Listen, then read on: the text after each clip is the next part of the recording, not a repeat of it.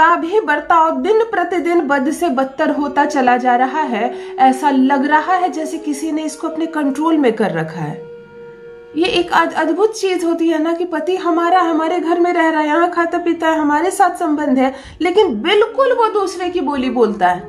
बहुत सारे मामले मेरे सामने आ रहे हैं, अनगिनत मैसेजेस और मेल आ रहे हैं। कंसल्टेंसी के लिए बहुत सारी बहनें आ रही है कि उसका पति उसके वश में नहीं है।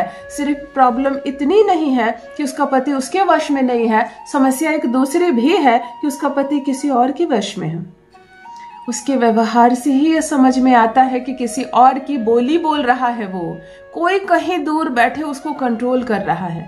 वरना वो इंसान जो मुझे देखे बिना 1 घंटा रह नहीं सकता था, हर थोड़ी देर के बाद कम से कम मुझसे एक बार फोन कॉल कर लेता था, आज वही इंसान आप पर गालियां बरसा रहा है, आपको थप्पड़ मार रहा है, आपसे तलाक ले लूंगा, आपको घर से निकाल देता है, कभी कभी इतना अपशब्द बोल देता है कि उसको इतना भी होश नहीं रहता कि ये जो लड़की जिसको मैं इतनी बातें बोल रहा हूँ ये मेरी खुद की पत्नी है, ये मेरा शुक्र है, ये मेरा सम्मान है। वो भूल जाता है, बदतमीजियों की सारी हदें पार करता है और तब पत्नी को ऐसा एहसास होता है कि ये मेरा पति नहीं है। शरीर तो इसका ही है, पर किसी ने तो कुछ किया है, किसी ने कुछ तंत्र क्रिया किया है, कुछ किया कराया किया है। मेरा पति किसी और की बोली बोलता है, वो पूर्ण रूप से किसी और के वश में है, और जब तक ये वहां से नहीं छूटेगा, यहाँ कितना भी उपाय कर लो कुछ काम नहीं करेगा। तो क्या आपका पति भी आपको ऐसा लग रहा है कि किसी ने उसको अपने हक में करके रखा है, किसी ने अपने कंट्रोल में करके रखा है? पहले सब कुछ अच्छा चल रहा था, कुछ समय के बाद सब कुछ धीरे धीरे बिगड़ता चला गया, मामला खराब होता चला गया, तब आज का प्रयोग आपके लिए। यदि ऐसा लग रहा है जैसे कि अब मेरा रिश्ता पूरी तरह से खराब हो जाएगा, ऐसा अगले की मनसा है और इसी कारण से वो मेरे पति के माध्यम से ये सब करवा रही है या करवा रहा है, तब ये प्रयोग आपके लिए। मैं कहती हूँ पति के स्नान के पानी में केवल एक चीज मिला देना, केवल एक शब्द बोल देना, चाहे कोई कितना भी जादू टोना, चाहे कोई कितने भी तंत्र क्रिया कर रखा हो आपके पति पर, चाहे ये दूरियां दिन प्रतिदिन बढ़ते बढ़ते कितनी दूरी क्यों ना बढ़ गई हो, फिर पति से मिलन होगा, फिर सब कुछ ठीक होगा, फिर ये रिश्ता प्रेममय होगा, छूटेगा उसके बंधन से। देखो, एक शब्द अजीब लगता है बोलने में, कभी कभी घर में घर वाले जो होते हैं ना, ससुराल में, यानी कि खुद की माँ जो होती है, खुद के जो पिता होते हैं ना, वो अपने बच्चे को, अपने बेटे को अपने कंट्रोल में करते हैं और इसको करने के लिए तंत्र क्रिया का साथ लेते हैं, सिर्फ इसीलिए कि मेरा बेटा कहीं मेरी बहू की बोली ना बोलने लगे, मेरा बेटा कहीं मेरे बहू के साइड ना चल जाए। ये कितनी गलत बात है। इस लड़की को तुमने ब्याह कर लाया और अभी आपको ही ऐसा लगने लगा कि कहीं मेरा बेटा इसका ना हो जाए। वो तो उसका हो चुका, जब विवाह हुआ दोनों का तो वो उसका हो चुका। अभी इस बात का डर मत रखो मन में कि कहीं वो उसका ना हो जाए, इस बात का डर रखो कि कहीं ये दोनों अलग ना हो जाए। उन दोनों को जोड़ने का प्रयास करो, तोड़ने का नहीं। बहुत सारे भाई बहन मेरे इस वक्त ऐसा भी है जो सुन रहे होंगे, जो खुद अपने घर में ये काम कर रहे होंगे, अपने बेटे को अपनी बहू से थोड़ी सी दूरी बनाकर रखने कह रहे होंगे। ऐसा मत कीजिए। ये अद्भुत रिश्ता है, ये संसार का सबसे खूबसूरत रिश्ता है पति और पत्नी का। जब आप दोनों के आशीर्वाद से ही इन लोगों की शादी हुई, ये दोनों मिले, तो आप लोग भरपूर प्रयास कीजिए कि ये लोग साथ रहें। चलिए, कोर्ट कचहरी में बहुत ज्यादा मामले चल रहे हैं तलाक के। आज दोनों को एक दूसरे की बोली बर्दाश्त नहीं हो रही, कोई किसी पर कुछ कर रहा है तो कोई किसी पर कुछ। तो चलिए, आपके टूटते बिखरते रिश्ते को एक प्रयास, एक छोटा सा वशीकरण, और फिर से ये रिश्ता जुड़ जाएगा, फिर से दो दिलों के बीच दूरियां खत्म हो जाएंगी। देखो, एक चीज और है, यदि आपका पति हद से ज्यादा क्रोध करता है, बहुत ज्यादा क्रोध, बहुत ज्यादा गुस्सा, और गुस्से में उसको कुछ नहीं पड़ी है, वो कुछ भी बोल डालता है, मतलब बोलने की सारी सीमा तोड़कर बोल डालता है, वो तुम्हें मायके पहुंचा देता है और कभी नहीं लाने जाता, वो तुमको फोन पर ब्लॉक करके रखा है, तो ये भी लक्षण है कि उसको किसी ने अपने कंट्रोल में करके रखा है, क्योंकि उसका मस्तिष्क काम नहीं कर रहा, उसका दिमाग काम नहीं कर रहा है, उसको समझ में नहीं आ रहा है कि मैं अपनी पत्नी के साथ कर क्या रहा हूँ। तो वहां पर भी ये वशीकरण बहुत ज्यादा कार्य करता है।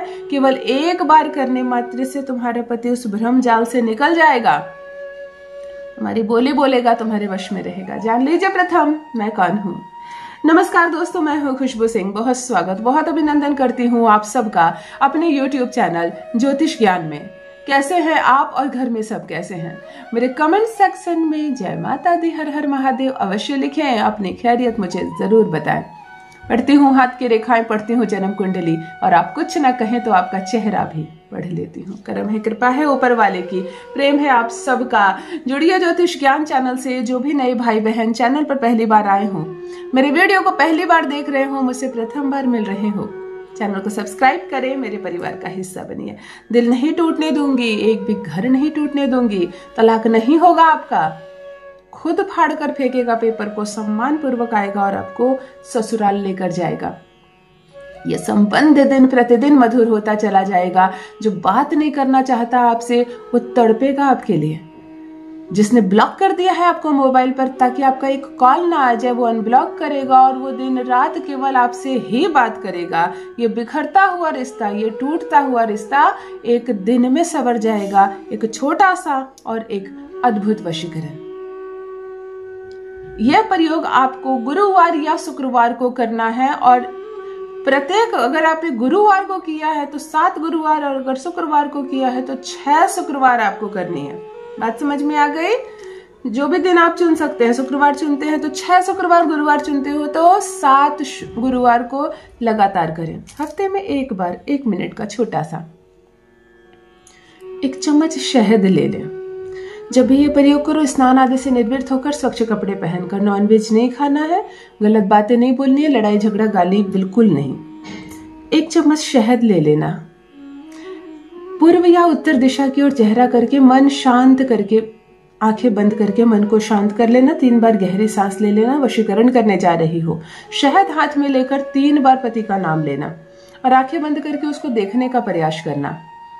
वो दिखने लगे, वो महसूस होने लगे, बिल्कुल उसका ऑरा आपकी आंखों के सामने आ जाए तो कहना ओम ऐन वशम हुम फट स्वाहा, ओम ऐन वशम हुम फट स्वाहा, ओम ऐन वशम हुम फट स्वाहा।